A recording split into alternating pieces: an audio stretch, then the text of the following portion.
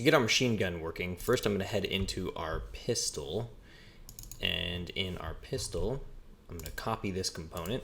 I'm going to hop over to the machine gun, and I'm going to paste that component as new. Call this machine gun.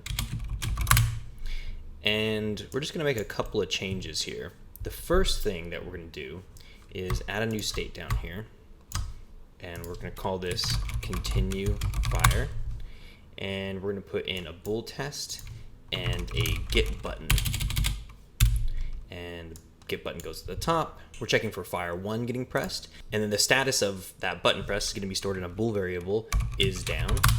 So if it's not down, then it returns false, and if it is, then it returns true. So we're going to be checking that variable, and if it's true, we'll fire off true, and if it's false, fire off false. So subtract ammo usually goes back to idle to let you shoot again, but instead it's going to go to our continue fire, where it'll check if the player is still holding down the fire button, and if they are, another round will get fired. So let's send this off to check ammo, and if they're not firing, then we'll get sent back to idle. Okay, and I'm just gonna lock this to the left so it stays out of the way. It's a little cleaner.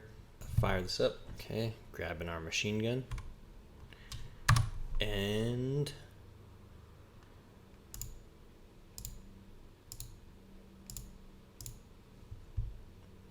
let's see if it loops through this when I hold down the fire button.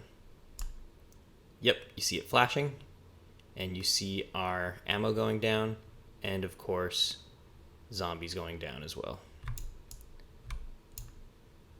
Now, the thing that I am noticing here, though, is that it fires a little slow. So we could stop this, hop in here, and at the subtract ammo state, we could put this down to something like 0.1. And that way it fires a little faster. All right, and that's how you set up your machine gun.